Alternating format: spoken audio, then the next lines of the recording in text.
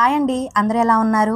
శ్రావణ మాసం వరలక్ష్మి వ్రతానికి చేసుకునే అమ్మవారికి ఇష్టమైన బెల్లం పరమాన్నం రెసిపీ ఇప్పుడు చూసేద్దాం. చాలా సింపుల్గా ఉంటుంది, ఈజీగా చేసుకోవచ్చు. పాలు అస్సలు విరిగిపోకుండా ట్రిక్స్తో, చిన్న చిన్న టిప్స్తో నేను చెప్తాను.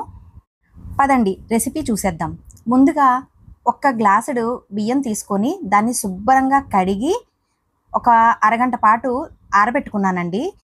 రోజు అన్నం వండుకునేటప్పుడు ఎలాగైతే బియ్యాన్ని శుభ్రంగా కడిగి వండుకుంటామో అలాగే చేసుకోవాలి. ఇప్పుడు ఈ కడిగి ఆరబెట్టుకున్న బియ్యానికి కొంచెం నెయ్యి రాసుకొని పక్కన పెట్టుకోవాలి.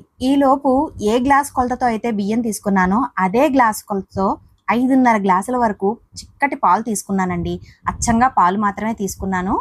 ఆ పాలు మరిగిన తర్వాత అందులో ఈ బియ్యాన్ని చాలా మెత్తగా విశాలంగా ఉడికించుకోవాలి. 5.5 గ్లాసులు పాలు పోసాం కాబట్టి చాలా మెత్తగా వస్తుంది. టెక్స్చర్ కూడా చాలా బాగుంటుందండి.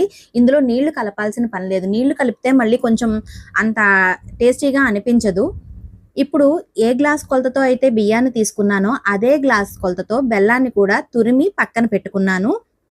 బియ్యం మెత్తగా ఉడికిన వెంటనే స్టవ్ ఆఫ్ చేసేసుకుని అప్పుడు ఈ తురిమిన బెల్లాన్ని అందులో కలిపి కొంచెం ఒక స్పూను యాలకుల పొడి కూడా కలిపి 10 నిమిషాల పాటు మూత పెట్టకుండా పక్కనుంచాలి. అప్పుడు మాత్రమే పాలు పరమాన్నం విరిగిపోకుండా చాలా చక్కగా క్రీమీగా వస్తుందండి.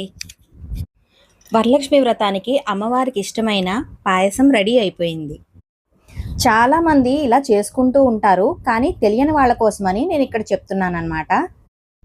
అందరికీ వరలక్ష్మి వ్రతం శుభాకాంక్షలు.